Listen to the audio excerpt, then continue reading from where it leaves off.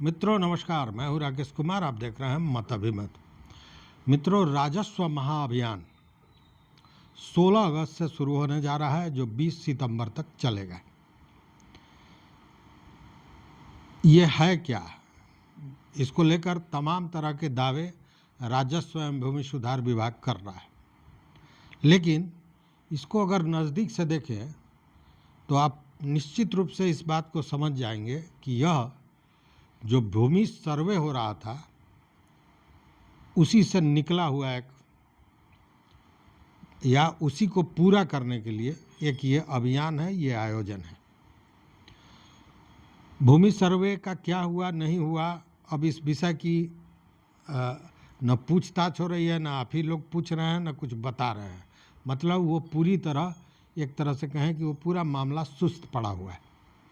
वैसे में अच्छा, दूसरी बात है कि अभी भी बहुत से दस्तावेज, भले राजस्व एवं भूमि सुधार विभाग ने कई तरह के हथकंडे अपनाए, कई तरह की व्यवस्थाएं की, नए नए प्रयोग किए, लेकिन यह सच है कि आज भी ज़मीन से जुड़े हुए जो कागजात हैं, जिसमें परिवर्तन की ज़रूरत थी, सुधार की ज़रूरत थी, वो नहीं हुआ। भले उसके लिए परिमार्जन आया, फिर परिमार्जन प्लस आया, कई नंबर्स दिए गए कि आप नंबर पे कॉल कीजिए, टोल फ्री नंबर पे तुरंत सुविधा मिलेगी, लेकिन ये सारी चीज़ें सच पूछें तो टाएं टाएं फीस हो गई, कुछ नहीं हुआ। उल्टे सर्वे की स्थिति क्या बनी, यह भी आप जानते हैं कि मधुबनी और दरभंगा से जुड़ा हुआ जो कागजात था, सर्वे में जो जमा किया गया कागजात था, वो स्कॉर्पियो से कोई मुजफ्फरपुर के कुढ़नी के पास स्कॉर्पियो से ले आके बंडल के बंडल फेंक गया था एनएच के किनारे। लोगों ने देखा था, उसमें बहुत से जले हुए कागजात भी थे। तो सर्वे की स्थिति क्या है, इससे आप समझ सकते हैं। लेकिन हम इसको निगेटिव नहीं, इसको पॉजिटिव वे में लें कि एक महाअभियान शुरू किया गया है। और ये जो अभियान शुरू किया गया है, राजस्व महाअभियान, इसमें यह कहा गया है कि 16 तारीख से 20 तारीख के बीच आपका जो संबंधित अंचल होगा, वहाँ से जो आपके कर्मचारी होंगे, वो कर्मचारी एक टीम के साथ आपके घर आएंगे और कुछ दस्तावेज देंगे। खासकर जो आपकी जमाबंदी है उसका एक कागज़ देंगे, फोटोस्टेट देंगे, और उसके बाद आपको जो भी गड़बड़ियाँ, जो भी शिकायतें हैं, उसको आप वहीं दुरुस्त करा लेंगे। और उसके लिए बज़ाब्ते 2 शिविर आपके ग्राम पंचायत में लगेगा, किसी सरकारी भवन में। अगर ग्राम पंचायत भवन है तो वहाँ पे शिविर लगेगा 2 बार। तो चीज़ें तो बड़ी अच्छी है, प्रयास भी बड़ा अच्छा है, लेकिन इसमें होगा क्या?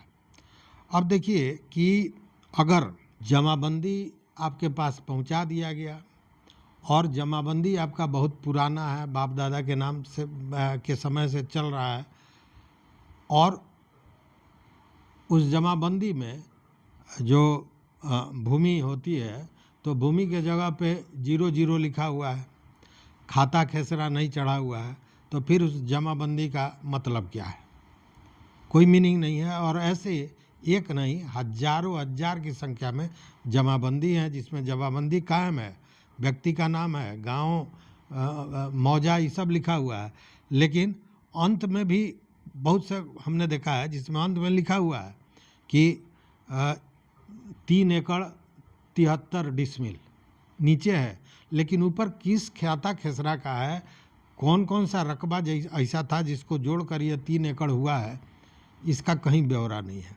तो इन सारे चीज़ों को दुरुस्त कराया जा सकता है, लेकिन फिर यहाँ लेकिन है, और लेकिन यह है कि उसके लिए आपको वो सारे दस्तावेज उपलब्ध कराने पड़ेंगे, और यहीं फिर मामला फंसेगा। चूँकि सबके पास वो पुराना दस्तावेज अगर बाबा दादा के नाम से चल रहा है, वो जमाबंदी, तो आएगी कहाँ से? चूँकि इसी दस्तावेज को लेकर यह सारी परेशानी चल रही थी, और दस्तावेज उनके पास नहीं है। तो उस स्थिति में खतियान क्या कहता है, उन सारे चीज़ों से देखना होगा, और खतियान गांव वाले के पास उपलब्ध कहाँ से होगा? तो ये सारी चीज़ें हैं, परेशानियां इसमें भी होनी है। लेकिन यह कहा गया है कि अगर जमाबंदी में कोई परेशानी है तो एक आवेदन फॉर्म वो जो कर्मचारी होंगे वो देंगे, आपको कुछ समय मिल जाएगा और सारे फॉर्म को भरिए, उससे जो कागजात उससे संबंधित है वो साक्ष्य के रूप में दीजिए और इसको जमा करना होगा उस शिविर में जो आपके पंचायत में लगने वाला है और वहीं उसका निस्तारण होगा। अगर मान लीजिए कि ऑनलाइन आवेदन है तब भी आपको भरना है। अगर आपका जमाबंदी ऑफलाइन है उस स्थिति में क्या होगा, तो उस स्थिति में भी ऑफलाइन का भी सुधार होगा। उसके लिए भी एक दूसरा फॉर्म जो कर्मचारी हैं जो आपके घर पे जा रहे हैं वो देंगे और उसको आपको भर के जमा करना पड़ेगा। उसके अलावा अगर कोई परिमार्जन कराना है या दाखिल खारिज में कोई परेशानी है या नाम गलत हो गया है, खाता गलत हो गया है, रकबा नहीं चढ़ा हुआ है, तो ये जितनी भी परेशानियां हैं, शिकायतें हैं, इसके लिए अलग अलग फॉर्म रखा गया है। तो जो आप परेशानी बताएंगे उसके हिसाब से कर्मचारी आपको फॉर्म देगा, आप उस फॉर्म को भरेंगे, शिविर में जमा करेंगे और फिर आपके शिकायत को दूर करने का प्रयास किया जाएगा। अब उसमें एक और चीज़ है कि मान लीजिए कि दादा परदादा के नाम से जमाबंदी चल रही है और दादा आज के दिन में नहीं है, स्वर्गवासी हो गए, तो जब आपके घर पे वो जमाबंदी पहुंचेगा तो आपसे ये पूछा जाएगा कि ये जो जमाबंदी जिनके नाम से चल रहा है ये कहाँ है, तो वो नहीं है अब आज के दिन में। तो आज के दिन में नहीं है तो वो नाम स्थानांतरण होना है, मतलब जमाबंदी में उनके जगह किसी दूसरे का नाम होना है। तो यहाँ बड़ी आसानी से कह दिया जाता है कि आपको एक आवेदन दिया जाएगा, उसको आप भर के दीजिए और एक वंशावली दीजिए जिससे यह पता चले कि आपके नाम से करना है तो आपके नाम से हो जाएगा। लेकिन अगर दादा के 2 बेटे 3 बेटे और उन तीनों बेटे के 3 तो 9 व्यक्ति हुए ना। अब इन 9 लोगों में उसका बंटवारा कैसे होगा, तो जितनी आसानी से इन चीज़ों को समझा जा रहा है और जिस हिसाब से जो राजस्व एवं भूमि सुधार विभाग दावे कर रही है वो पूरी तरह मुझे लगता है कि हवाई चीज़ है। हालांकि ईश्वर करें कि कुछ उस तरह का रास्ता उन लोगों ने निकाला हो, चूँकि यह पता चलेगा 16 तारीख के बाद ही। लेकिन जो वर्तमान में स्थिति देखने को मिल रही है और पिछले दिनों जब सर्वे हो रहा था और तब जब बाप दादा के नाम से जमाबंदी थी और नीचे जो लोग जीवित हैं उनको करना था, तो 4 महीने 5 महीने में लोग नहीं सुलझा पाए, तो क्या 31 दिन के लगभग ये पूरा अभियान चल रहा है महाअभियान के नाम से, इसमें यह मामला सुधर जाएगा? मुझे तो नहीं लगता है कि सुधरेगा। तो लेकिन एक समय है, एक मौका है, तो मेरा ये कहना है कि निगेटिव नहीं सोचकर इस मौके का लाभ लेने का प्रयास किया जाए कि शायद वो चीज़ें हो जाए। इसलिए कि अगर सर्वे में या ये अभियान जो चल रहा है इसमें आप नहीं कराते हैं तो फिर बाद में कराने में बड़ी परेशानी होगी। लेकिन अब यह है कि अब आप लोगों में कितना तालमेल है, जो दादा के वंशज हैं जिनमें ज़मीन का वो बंटवारा होना है, उन लोगों में कितना तालमेल है, ये बड़ा महत्वपूर्ण प्रश्न उठता है। अगर तालमेल है तो बड़ी आसानी से हो जाएगा, अगर नहीं है तो मुश्किलें तो आएंगी।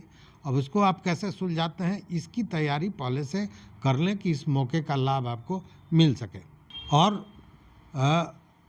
और भी कई लोगों ने, जो पिछले बार हमने बताया था अभियान के बारे में, राजस्व महाअभियान के बारे में, तो 2-3 मित्रों ने एक सवाल उठा दिया कि हमारे यहाँ हमारे केवाला में कुछ गड़बड़ी है, दस्तावेज में कुछ गड़बड़ी है, उसको भी ठीक कराना है।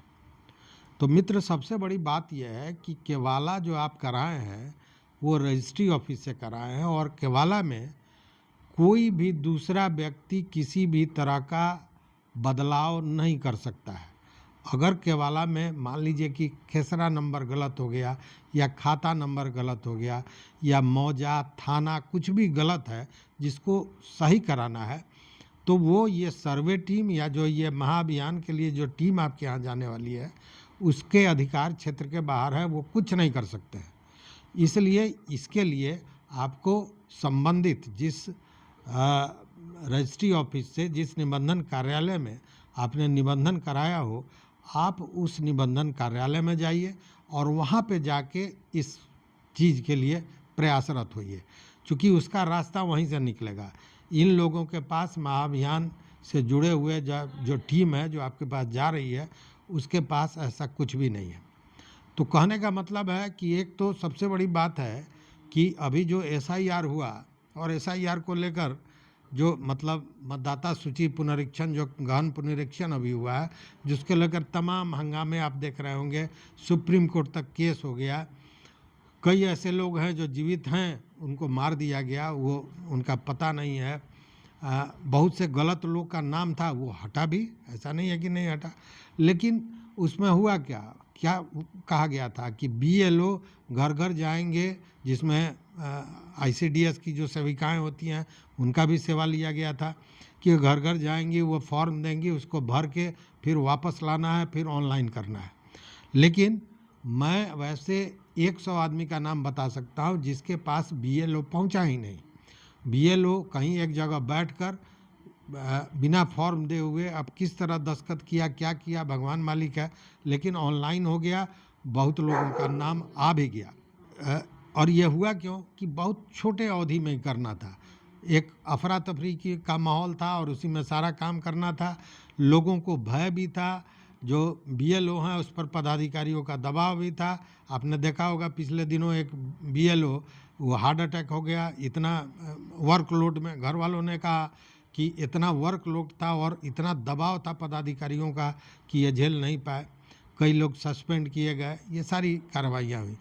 तो वही स्थिति कहीं ना कहीं इसमें देखने को मिल सकती है, चूँकि समय कम है और अफरा तफरी की स्थिति बनेगी, क्योंकि ये जो विवाद है, ज़मीनी विवाद, कागजातों की परेशानी, यह साधारण नहीं है, बहुत बड़ी है।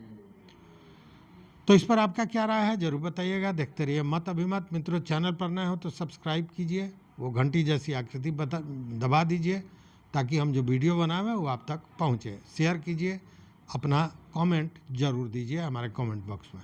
देखते रहिए मत अभिमत। बहुत बहुत धन्यवाद, कोटिशा आभार।